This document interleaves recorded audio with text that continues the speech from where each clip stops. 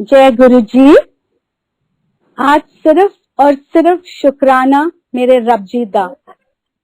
मैं पूनम बसीन आंटी हूँ, कुवैत की संगत, और मैं कुवैत में 36 ईयर्स से हूँ और हमारे यहाँ गुरु जी के सत्संग भी चलते हैं। अब मैं अपनी जर्नी शुरू करती हूँ। 1997 में मेरी एक बहुत अच्छी सहेली है गीता जॉली आंटी, वो भी कुवैत की है और वो दिल्ली गई भी थी। हम सब दिल्ली में थे और गीता जॉली आंटी ने बोला कि पूनम आज ना मैं गुरुजी को मिलने जा रही हूँ, मेरे साथ चलेगी? मैंने हिचक के बगैर मैंने बोल दिया ठीक है। तो मैंने बोला गीता मैं अपने मम्मी पापा ब्रदर भाभी को भी ले आऊं? कहते हैं हाँ जरूर, क्यों नहीं।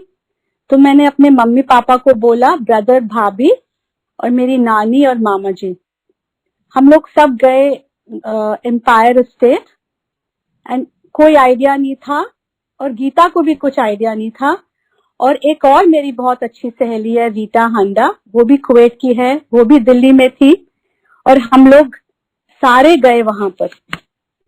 जब वहां पर हम पहुंचे एम्पायर स्टेट में, तो अभी हम लोग घुसे ही थे, मेरी भाभी मेरे साथ थी और गुरुजी ने बस जैसे हमने एंट्री की, उन्होंने बोला कि गल है मेरी मम्मी को, मुंडा चाहिए, बच्चा चाहिए।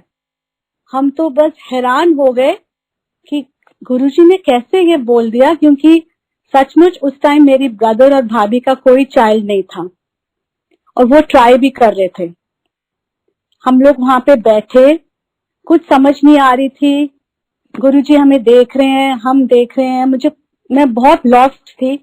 फिर मेरे पास लड्डू आए और संगत ने बोला कि आप लड्डू खा लीजिए, और क्योंकि मुझे उस टाइम कुछ समझ नहीं थी तो मैंने बस थोड़ा सा लड्डू खाया और रख लिया। और फिर हम लोग बाद में घर के लिए चले गए। लेकिन कुछ ऐसी कोई चीज थी रात को, हमें ऐसे महसूस हुआ कि अगले दिन मैंने मम्मी पापा और गीता को भी फोन किया कि गीता मैं वापस जाना चाहती हूँ। कहती पूनम मुझे भी यही फीलिंग हो रही है, और रीटा को भी।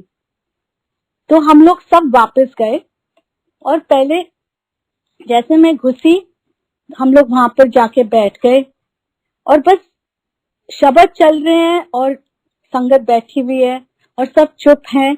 फिर वही प्रसाद आया, फिर मैंने लड्डू खा सकी। ऐसे ना थोड़े दिन निकलते गए। मेरी मम्मी कनेक्ट नहीं हो रही थी, मैं कनेक्ट हो रही थी पर पूरी भी नहीं। मेरे मम्मी कोई 6-7 दिन के बाद जब हम गए, हम लगातार जा रहे थे, तो गुरुजी ने हमको आगे बुलाया और हम बैठे और गुरुजी ने सीधा मेरी मम्मी को बोला नो बिलीव आंटी, और मम्मी का नाम ही रख दिया नो बिलीव आंटी। उस रात को हम लोग जब घर जाने के लिए बैठे अपनी गाड़ी में, गुरुजी ने हमको बुलाया और बोला अभी नहीं जाना। तो हम एक दूसरे की तरफ देखने लगे और हम वहीं रुक गए। फिर हम लोग जब बाहर जाने के लिए गाड़ी की तरफ जा रहे थे, तो गुरुजी भी आए और गुरुजी हमारी गाड़ी की तरफ वहीं खड़े थे और उन्होंने हमको इशारा किया चलो अंदर घुस जाओ। हम अंदर, पहले गुरुजी गए अंदर पीछे, फिर गुरुजी ने बोला पूनम राइट पे बैठो और मेरी मम्मी को बोला लेफ्ट पे बैठो। तो हम लोग गाड़ी में बैठ गए और गुरुजी ने अपना हाथ मेरे राइट वाले पट थाई के ऊपर रख दिया। और गुरुजी पंजाबी में बोल रहे, और मुझे इतनी अच्छी पंजाबी नहीं आती थी उन दिनों में और मुझे कुछ समझ भी नहीं आ रही थी।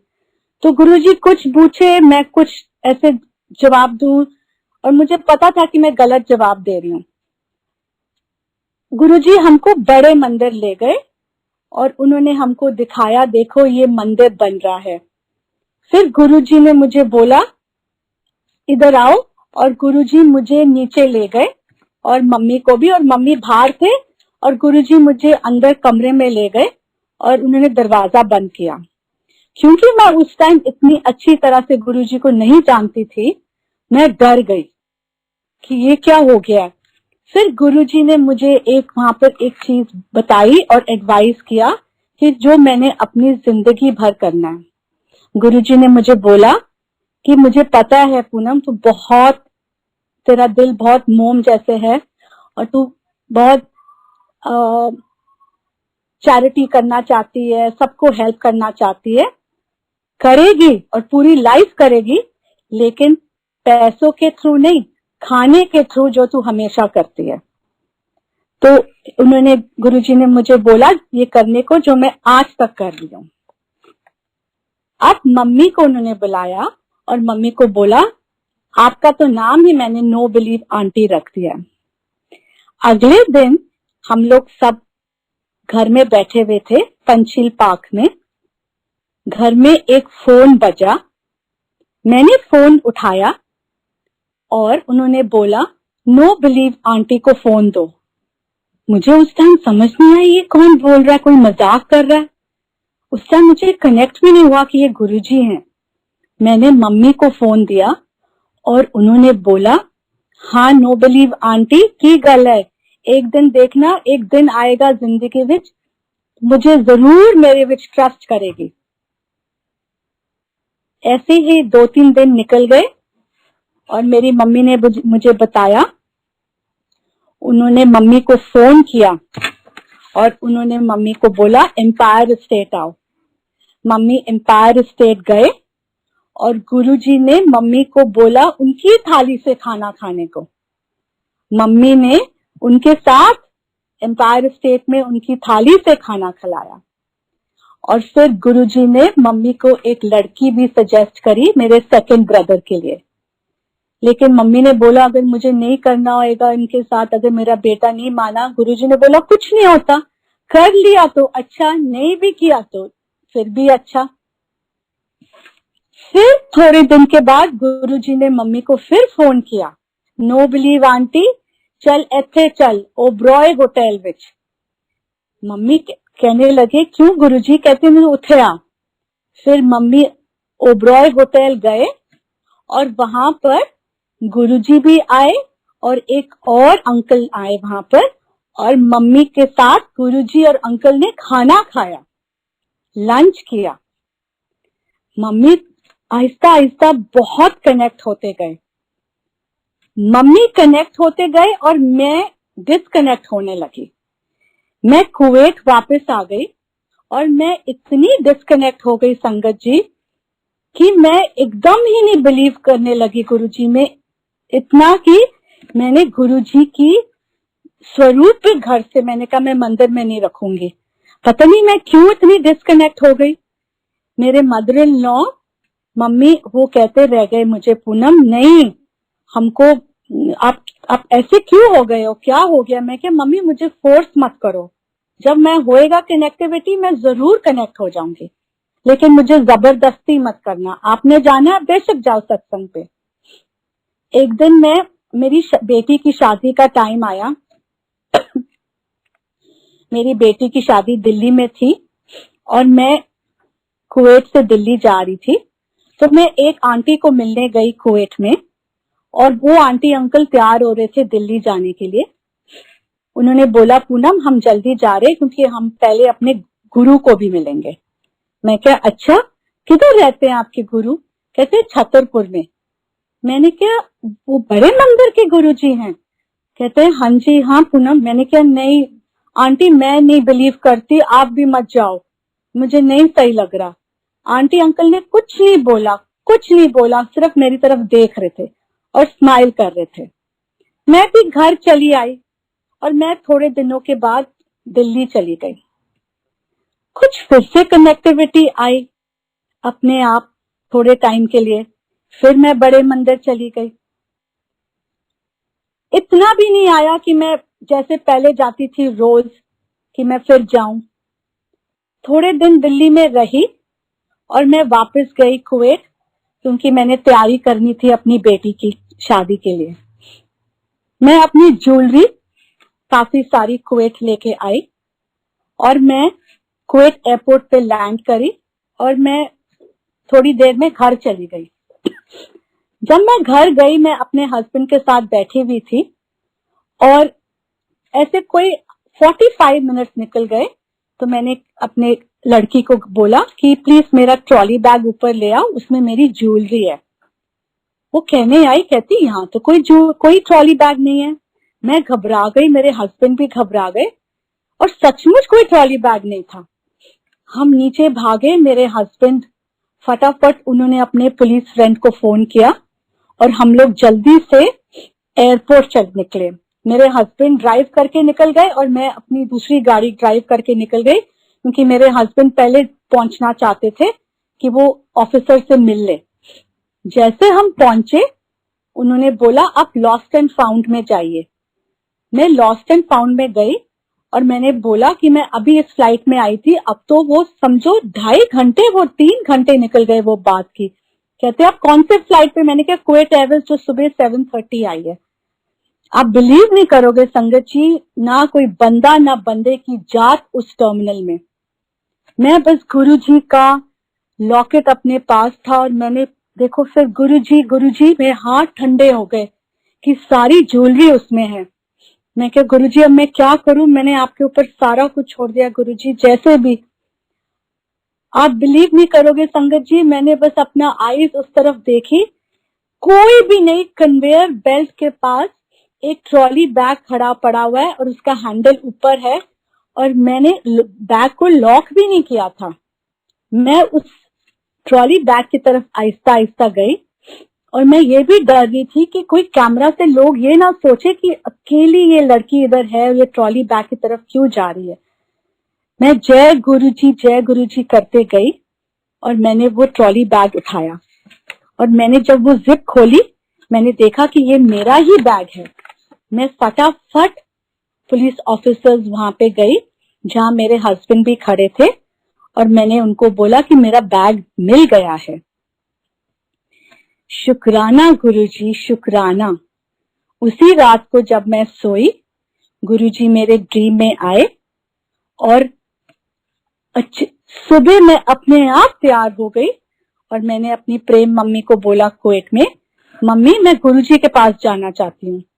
मम्मी इतने हैरान हो गए, कहते सचमुच बेटे? मैंने कहा हाँ जी। और मैं आंटी के घर निकली जहाँ पे गुरुजी का सत्संग था। मैं फटाफट वहां पहुंची और गुरुजी को शुक्राना किया, थैंक यू गुरुजी, पूरी मेरी ज्वेलरी मिल गई है। और मैंने ये सत्संग भी किया सबके साथ। मेरी कनेक्टिविटी बहुत बढ़ती गई। मेरी डॉटर भी इतनी कनेक्टेड है कि अगर वो अपने रूम से ड्राइंग रूम में जाएगी तो गुरुजी के हाथ में लेके जाती है, एयरपोर्ट में जाएगी, प्लेन में जाएगी तो गुरुजी को लेके हाथ में जाती है। उसका बेटा मेरा दोतरा जो 6 साल का है, वो हर रात को गुरुजी के शब्द सुनता है और फिर सोता है। ये है करिश्मा गुरुजी का। फिर मेरी बेटी की शादी हो गई 2011 में। 2013 में मेरे फादर इन लॉ की तबीयत बहुत खराब हो गई और 2013 30 जनवरी को मेरे फादर इन लॉ की डेथ हो गई। हम लोग 31 जनवरी को निकले दुबई से, कुवैत से दुबई जाने के लिए। लेकिन आप सोचोगे कि जब हम लोग एयरपोर्ट जाने के लिए रेडी हुए, मेरे फादर इन लॉ की बॉडी दुबई जाने के वजह बहरीन चली गई बॉडी। आप कभी सोच सकते हो ऐसे कभी चीज?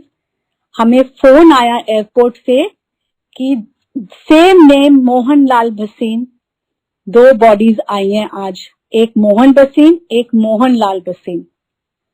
तो मेरे father in law Mohan Lal Bhasin की बॉडी बहरीन चली गई जो दुबई जानी थी, और मोहन भसीन की बॉडी जो बहरीन जानी थी वो दुबई चली गई। हमारे तो हाथ पैर ठंडे हो गए। मैं बस गुरुजी की तरफ, गुरुजी ये क्या हो गया है। हम लोग सब एयरपोर्ट की तरफ निकले, हमको प्लेन में बैठाया गया और मैं बस प्रे करती रही, गुरुजी प्लीज ध्यान रखिए, गुरुजी प्लीज कुछ करिए, ये क्या हो गया है। थोड़ी देर में हमने देखा कि मेरे फादर इन लॉ की बॉडी आ रही है। उनको डाला नीचे प्लेन स्टोरेज एरिया में और कभी आप सोच सकते जैसे बच्चा नहीं चिल्ला रहा, और मैं हाथ क्लैप कर रही हूँ कि डैडी आ गए, डैडी आ गए, डैडी आ गए। इतने खुश, और मोती मेरे हस्बैंड मेरी तरफ देख रहे हैं, एयर होस्टेस देख रही है, ये क्यों क्लैप कर रही है। मैं क्या, आपको पता है मेरे फादर इन लॉ की बॉडी आ गए, डैडी आ गए हैं, अब हम जा रहे हैं इनको दिल्ली लेकर। हम दुबई से दिल्ली चले गए। जैसे हमारी लैंडिंग दिल्ली में हुई तो मुझे पूरा व्हाइट व्हाइट व्हाइट जैसे क्लाउड्स आ रहे हैं। मैं घबरा गई। मैंने गीता जॉली के हस्बैंड राजीव जॉली को बोला, राजीव हम लोग किधर हैं? कहते पूनम हम दिल्ली लैंड कर गए हैं। हम दिल्ली लैंड करे, जैसे हम लोग लैंड करे और हम लोग बाहर आए, मुझे वहां पर पता चला कि डैडी की बॉडी पहुंची हुई है, और साथ साथ में मुझे एक और शॉकिंग न्यूज मिली कि मेरी सिस्टर इन लॉ दीपिका का बेटा की डेथ हो गई है, जो मैं बिलीव ही ना कर पाई कि ये क्या हो गया है। छोटा सा लड़का, सिर्फ 26 या 26 इयर्स ओल्ड का, ये क्या हो गया। अब जब हम लोग लोधी में गए तो आप सोच सकते हैं संगत जी, मैं बीच में खड़ी हुई हूँ, राइट साइड पे कार्तिक की बॉडी और लेफ्ट साइड पे डैडी की बॉडी। मैं तो पता नहीं क्या हुआ मुझे। मैं घर आई, मेरी वॉमिटिंग स्टॉप नहीं हुई। आहिस्ता आहिस्ता थोड़े टाइम के बाद हम लोग कुवैत चले गए। अब ये शौक मुझे लगता गया। मैं बहुत सारी डेथ सुनी, और मैं वर्किंग थी, मैं ऑफिस में अपने हस्बैंड के साथ काम करती थी। मैं ऑफिस के लिए निकली 29 अगस्त को। पता नहीं मुझे क्या हुआ कि मेरा सिर लेफ्ट शोल्डर पे आ गया, और उस दिन मैं गाड़ी जय गुरुजी नहीं ड्राइव कर रही थी, एक लड़का हमारे घर से ड्राइव कर रहा था। मैंने उसको बोला, शिव प्लीज गाड़ी रोक दो, और मैंने अपना सिर उसके कंधे पे रखा क्योंकि मेरे पास कंट्रोल नहीं था। मुझे पता नहीं मुझे क्या हुआ, लेकिन फिर भी मैं ऑफिस गई। मेरे बेटे ने बोला कि मम्मा आपका फेस क्यों व्हाइट हो गया है। इतना हुआ कि मेरा डायरिया शुरू हो गया, जो मेरे अंडरगारमेंट्स में निकलना लगा। मैं घर पहुंची, आहिस्ता आहिस्ता रोज मैं सिंक होते गई, मुझे खुद नहीं पता। मैं 9 हॉस्पिटल्स में संगत जी मेरे टेस्ट होते गए, सब रिपोर्ट्स ठीक निकलती गई, पर मैं सिर्फ अपनी प्रेम मम्मी के साथ, कुवैत मम्मी के साथ बैठना चाहती थी, और वहीं लेटती थी जहां मेरे फादर इन लॉ सोते थे। मैं अपने हस्बैंड से बात नहीं करना चाहती थी, ना बच्चों से, ना पेरेंट्स से। 3 वीक्स में मेरा 6 किलो वजन घट गया। मुझे कुछ नहीं पता था कि क्या हो रहा है। मैं दौड़ती थी, भागती थी। एक दिन मैं बाथरूम में गई और मैंने अपने आप को लॉक कर दिया, और मैंने वहां पर एक शार्प चीज ढूंढने लगी कि मैं अपने रिस्ट को कट करना चाहती थी, मैं अपनी लाइफ को एंड करना चाहती थी। उसी ही मोमेंट पे प्रेम मम्मी आए और उन्होंने बोला, पूनम बच्चे, मम्मी का फोन है दिल्ली से, और साक्षी का, मेरी बेटी का फोन है। जय गुरुजी, मैंने दरवाजा खोला बाथरूम का, मैंने मेरे हाथ में जो शार्प चीज थी मैंने उसको एक जगह रखा, और मैं गई बाहर, उनसे बात की। पता नहीं क्या चेंज आया। मैं रात को सोई 1 बजे। 3 हफ्तों से मैं सोई भी नहीं थी। मैं सोई और मेरे ड्रीम में गुरुजी आए। मुझे पता है गुरुजी आए हैं, सब कुछ याद है।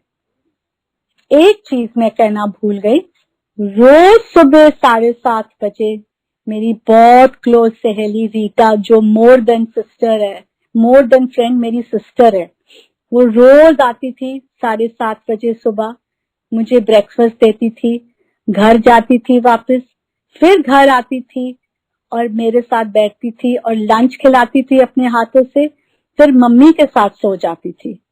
मम्मी इतना नहीं कर पाते थे क्योंकि उनकी यूट्रस की सर्जरी हुई थी। मम्मी मेरे साथ बैठे ही रहते थे।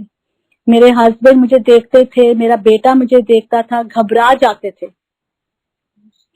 उस रात को मैं जब सोई 1 बजे, पहली बार मैं 8 बजे उठी और मैंने बोला उठ के, आज मम्मी मैं बहुत चैन की नींद सोई हूँ।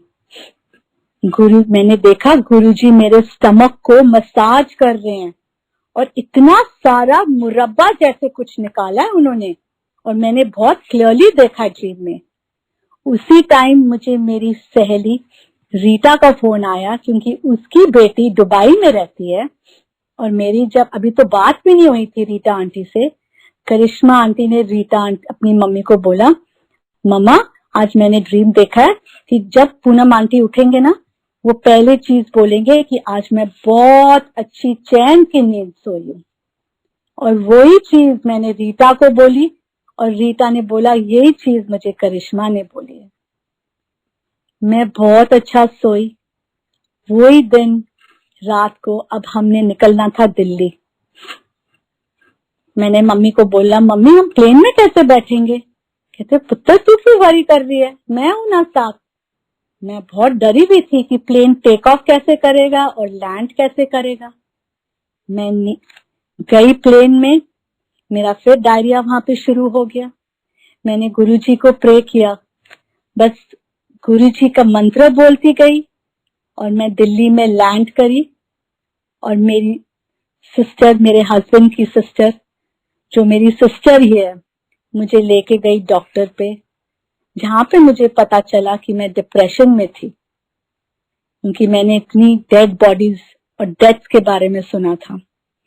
ये एक्यूमुलेट हो गया और मैं बहुत जबरदस्त रोई और ऐसा जबरदस्त हेडेक कि मैं क्या बताऊं आपको। बबली आंटी, बबली मेरी सिस्टर, मुझे लेके गई डॉक्टर समीर मल्होत्रा, जो आज तक मुझे दवाई देते हैं। मेरी सुबह की दवाई तो चली गई, एकदम हट गई।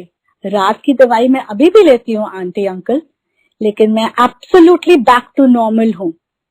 मैंने पहली डोज में मुझे बहुत फर्क आया। मेरी प्रॉब्लम सब ठीक होती गई, मैं नॉर्मल होती गई, मेरा रोना बंद होता गया, मैं बहुत ठीक होती गई। उसके बाद अब मैं गुरुजी के साथ इतनी कनेक्ट हो गई हूँ कि मैं I have surrendered my life completely to Guruji. थोड़े दिन पहले मुझे मम्मी का फोन आया। मेरे mummy papa Chhatarpur DLF Chhatarpur farms में रहते हैं, लेकिन अब थोड़े दिन में वो पंचील जा रहे हैं अपने घर में। यहाँ पे ये लोग रेंटल फार्म पे रह रहे थे, क्योंकि उनका घर वहां बन रहा था। तो मम्मी पापा को उनकी दवाइयां लेनी थी, तो मम्मी पापा गाड़ी में बैठे, और जब गाड़ी में बैठे, मम्मी पापा ने वहां पे दवाई की दुकान के आगे गाड़ी रोकी। एक मम्मी को कुछ नहीं पता कि पीछे के दरवाजा खुला हुआ है और शीशा भी नीचे है। एक आंटी आई और उनको नॉक किया शीशे के ऊपर, आंटी आंटी प्लीज शीशा खोलो। तो मम्मी ने उनको बोला, हाँ जी। बोलते हैं, आंटी आपका पीछे का ना शीशा खुला हुआ है और आपकी पैकेट्स पड़े हुए हैं पीछे, आंटी कोई भी कुछ निकाल सकता था। तो मेरे मम्मी ने बोला, बेटे आप कौन हो? उन्होंने अपना नाम बताया और बोला, आंटी मैं अभी गुरुजी के मंदिर से ही आ रही हूँ सत्संग से, और जब मैं गाड़ी ड्राइव कर रही थी तो गुरुजी ने मुझे इशारा दिया कि आंटी आप उधर गाड़ी लेके जाओ, वहां पर एक आंटी है, उनको पता ही नहीं कि गाड़ी पीछे दरवाजा खुला हुआ है और शीशा भी खुला हुआ है, कोई भी कोई चीज अंदर रख सकता है या निकाल सकता है। आप जाके आंटी को बोल दो कि अपना शीशा भी ऊपर कर दे और अब आराम से अब आप बैठ जाए। मेरे मम्मी के तो हाथ पैर ठंडे हो गए कि देखो कैसे गुरुजी ने देखो उस आंटी को बताया। थोड़े दिनों के बाद मेरे मम्मी को सुबह उठे तो उन्होंने देखा कि उनके तीन दांत टूट चुके हैं। मम्मी अब घबरा गए, क्योंकि सीनियर सिटीजन्स को तो इनकरेज ही नहीं कर रहे बाहर जाने के लिए, लेकिन मम्मी दर्द में भी थी। डेंचर्स नहीं है उनको, लेकिन तीनों दांत अब निकल गए। अब उनको खाने की प्रॉब्लम, उनको ब्लड प्रेशर है, उनको दवाई भी तो लेनी है ना अपनी। तो मम्मी ने बस गाड़ी में बैठे और मम्मी ने पापा को बोला चलो मुझे क्रोमस ले जाओ। मम्मी क्रोमस में गए संडे वाले दिन, जहाँ डॉक्टर्स की इतनी अटेंडेंस उस दिन नहीं होती है, सिर्फ जैसे कोई इमरजेंसी हुई तो मम्मी गए और मम्मी एक रूम में एंटर करे। वहां पर एक डॉक्टर बरखा थी। जैसे मम्मी ने एंटर किया रूम में, डॉक्टर बरखा ने मम्मी को बोला, ओ मिसेस कपूर आप आ गए हो। मम्मी हैरान हो गई कि ये कैसे कह रही। उन्होंने बोला, हाँ मुझे अभी तो बोला है, मुझे एक मैसेज आया डॉक्टर गुरुजी से कि अभी नीलम कपूर आ रही है, प्लीज अटेंड टू हर, क्योंकि उनके तीनों दांत टूट चुके हैं।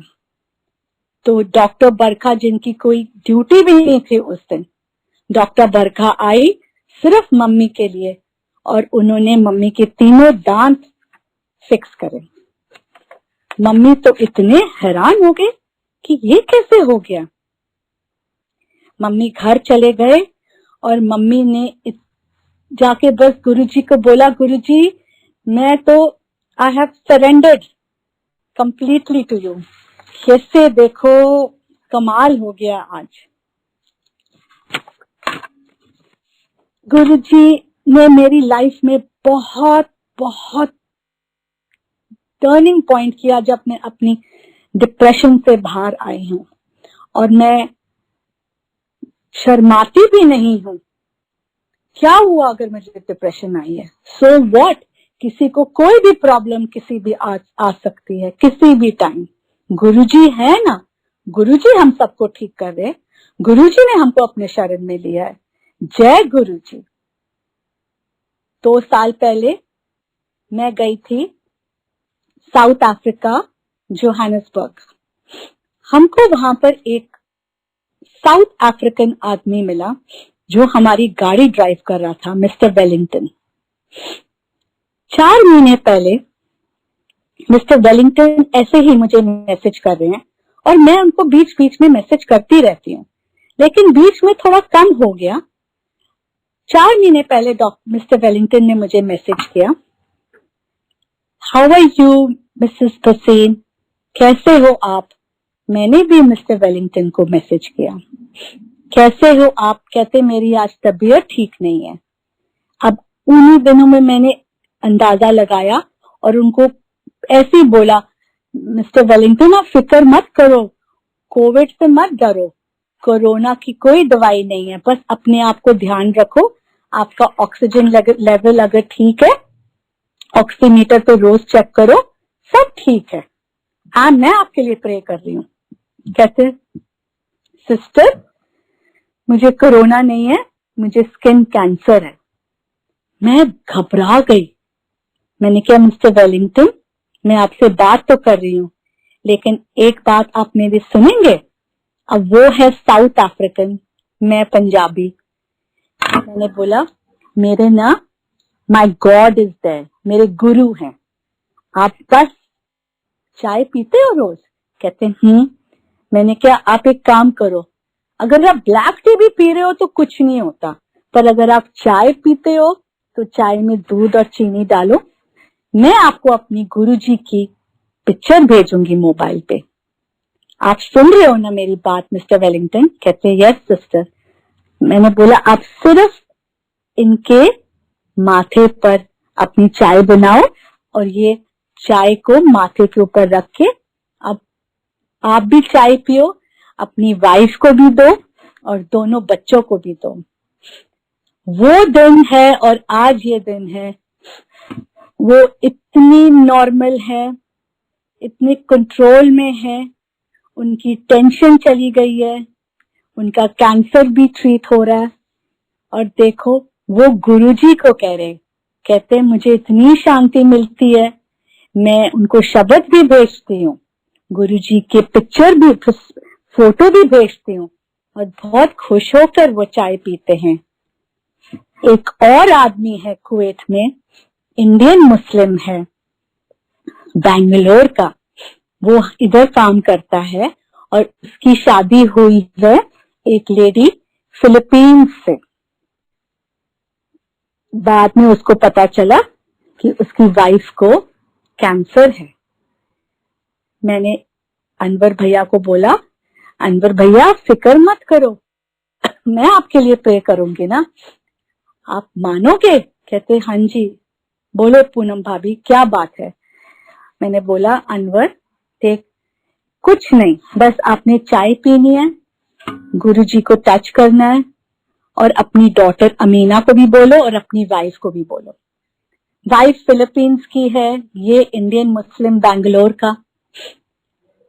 रोज ये करता है और उसकी वाइफ का कैंसर हट गया। जय गुरुजी। वो चाय भी पीते हैं, गुरुजी को भी मानते हैं। और उसकी बेटी यहाँ आई और उसने मुझे बोला, पूनम आंटी सर आप चलोगे सत्संग पे? हाँ जी पूनम आंटी।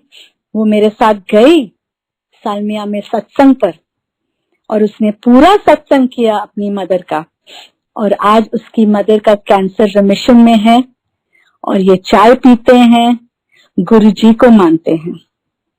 ये देखो है गुरुजी के चमत्कार। गुरुजी बहुत कुछ ठीक कर देते हैं। अभी अगस्त में मेरी आंटी यहाँ पर रहती है, मुन्ना बसीन, जो बड़े सालों से कुवैत में है। उनकी तबीयत बहुत खराब हो गई और उसी टाइम मेरे बेटा, जिसका जो एक लड़की को 15 साल से जानता था, दोनों ने डिसाइड किया कि वो आगे नहीं जाएंगे। मेरे बेटे ने प्रपोज भी कर दिया, बट फॉर पर्सनल रीजंस वो उनका आगे नहीं रिश्ता बढ़ा। आज भी दोनों बहुत अच्छे फ्रेंड्स हैं।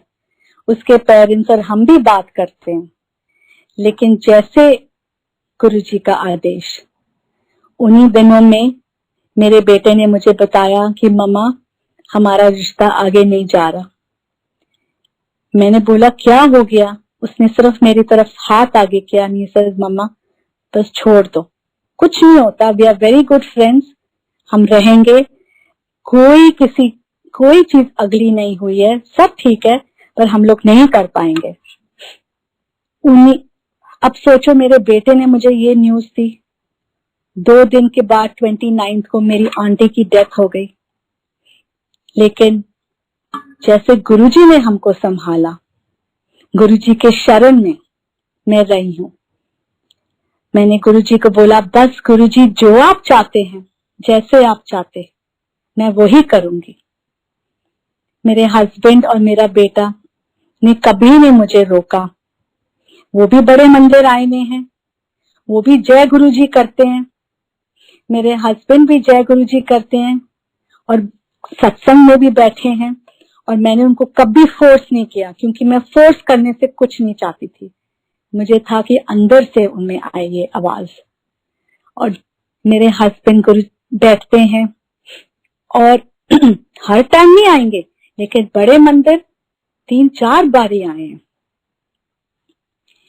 एक बारी मुझे मैंने अपनी मैमोग्राफी कराई और जब मैं रिपोर्ट के लिए गई मैक्स पंचील में, उन्होंने मुझे बोला, ये है आपकी रिपोर्ट एंड प्लीज कंसल्ट अपनी गायनोकोलॉजिस्ट को एसएप, जल्दी करवाइए। मैंने रिपोर्ट ली मैक्स से, मम्मी के साथ गाड़ी में बैठी और सीधा गई बड़े मंदिर। वहां बैठी और मैं दरबार में बैठी हुई हूँ। मुझे पता है रिपोर्ट में कोई गड़बड़ है, नहीं तो डॉक्टर नहीं कहते कि इतनी जल्दी जाओ। मुझे नहीं पता था कि मेरी मम्मी ने मेरी भाभी की मम्मी को फोन किया है, और मेरी भाभी की मम्मी जो डॉक्टर है फरीदाबाद में, डॉक्टर सुषमा भाटिया, उन्होंने बोला कि पूनम को जल्दी दिखाओ फोर्टिस हॉस्पिटल में, ऑन्कोलॉजी सेंटर में, यहाँ पर कोई कैंसर के सिम्टम्स नजर आ रहे हैं। मैंने अपनी गायनेकोलॉजिस्ट को कुवैत में फोन किया, डॉक्टर मरियम, उनको रिपोर्ट पड़ी। डॉक्टर मरियम ने बोला इमीडिएटली नेक्स्ट फ्लाइट पकड़ के आओ। फिर भी मैं बहुत शांत में थी, अंदर डर भी लग रहा था, लेकिन मुझे पता था मेरे गुरुजी मेरे साथ में हैं। मैं कुवैत पहुंची, मैंने डॉक्टर मरियम को दिखाया, सीधा गई हॉस्पिटल, घर आई एयरपोर्ट से, घर से सीधा हॉस्पिटल गई। डॉक्टर मरियम ने मुझे बोला डॉक्टर ग्रोवर के पास जाओ जो सर्जन है। डॉक्टर ग्रोवर ने मेरी रिपोर्ट देखी और बोला डोंट वरी, इसके लिए भी इलाज है, सब ठीक होएगा, लेकिन इतने दिनों के बाद आई वांट कि आप मैमोग्राफी फिर से कराओ और मैं इन्हीं डॉक्टर से करवाना चाहता हूँ। मैंने वो इजिप्शियन डॉक्टर से मैमोग्राफी कराई। जय गुरुजी मेरे साथ हैं। मैं जब मैमोग्राफी कराई स्कैन कराया, उसमें तो कुछ भी नहीं नजर आया। डॉक्टर ग्रोवर ने फिर मैक्स की रिपोर्ट्स और यहाँ की रिपोर्ट्स टैली करी, देखा इधर तो बहुत गड़बड़ है, राइटिंग्स में, डेट्स में, सब कुछ। मैं थोड़े दिन के बाद इंडिया चली गई, मम्मी को वहां पे बताया। मम्मी मुझे लेकर और मेरे पापा, हम लोग मैक्स पंचील में गए। आंटी अंकल आप सोच सकते हो, उन्होंने गलती से मेरी रिपोर्ट, कहते गलती से मेरी रिपोर्ट चेंज हो गई है। मतलब कि 4 महीने मैं कैंसर के साथ रही और वो आंटी को मेरी रिपोर्ट मिल गई। मैंने जय गुरुजी को शुक्राना किया, लेकिन मैंने उनको बोला कि प्लीज पहले वो आंटी को जल्दी से कांटेक्ट करिए, जिनको पता ही नहीं कि मेरी रिपोर्ट उनके पास है और उनकी रिपोर्ट मेरे पास है। उनको प्लीज कांटेक्ट करिए और उनके ट्रीटमेंट करिए। आप सोच सकते हो आंटी अंकल की 4 महीने में कैंसर की रिपोर्ट के साथ रही हूँ, क्या मेरा हाल था। लेकिन गुरुजी ने देखो कैसे मुझे संभाला है। आज मैं वही पूनम भसीन एकदम ठीक हूँ, and I am a very very simple person, pure at heart. मैं किसी को नहीं तंग करती, ना हर्ट करती हूँ। मैं कॉन्फिडेंटली बोल रही हूँ कि मैं गुरुजी को कंप्लीटली सरेंडर कर चुकी हूँ। आज मैंने शिव तांडव भी सुना और मैं बहुत खुश हूँ। कोई मुझसे पूछता है आप कैसे हो पूनम आंटी, मैं बहुत खुश हूँ। So all I want to say is connect with Guruji and you will experience his presence for yourself. I love you Guruji. Thank you Guruji. Wah wah Guruji. Jai Jai Guruji. Love you Guruji. Shukrana Guruji.